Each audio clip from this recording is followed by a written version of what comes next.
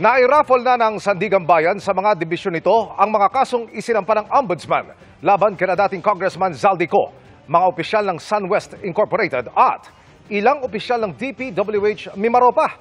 Gaano nga ba kabigat ang responsibilidad ng mga dibisyon ng Sandigan Bayan sa paghawak ng mga kaso? Alamin sa pagtutok ni Maki Pulido.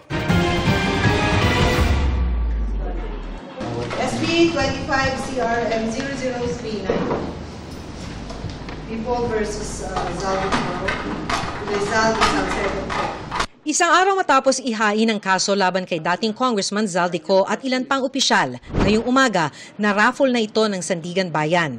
Nagbunutan para ma-assign kung saang korte ng Sandigan Bayan didinggin ang mga kaso, kaugnay ng substandard na 289 million peso flood control project sa Nauhan Oriental, Mindoro. Maliban kay Ko, sangkot din dito ang mga dating opisyal ng DPWH Mimaropa at mga board of director ng construction company na SunWest Inc. na pag-aari ng pamilya ni Ko. 5th Division ng Sandigan Bayan ang hahawak ng kasong paglabag sa RA 3019 Anti-Graft and Corrupt Practices Act, Section 3E. Ang chairman nito ay si Associate Justice Zaldi Trespeses, appointee ni dating Pangulong Noynoy Aquino. Sandigan Bayan 7th Division ang didinig ng kasong paglabag sa RA 3019 Section 3H o Receiving Unwarranted Financial or Pecuniary Benefits.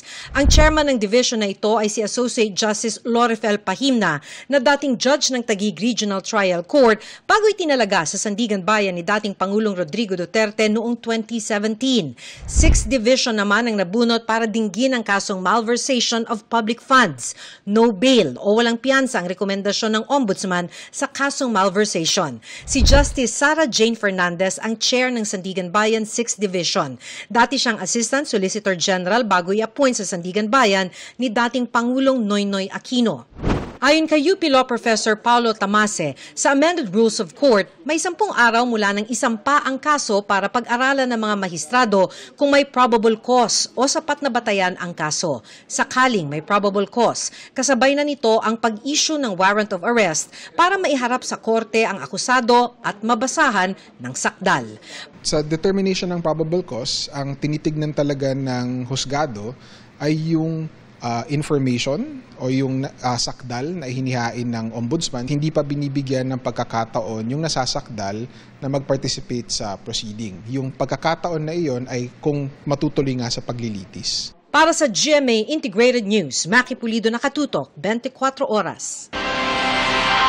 At kaugnay niyan, hindi na raw nagulat ang kampo ni dating Congressman Zaldico sa pagsasampa ng Ombudsman ng kaso sa Sandigan Bayan.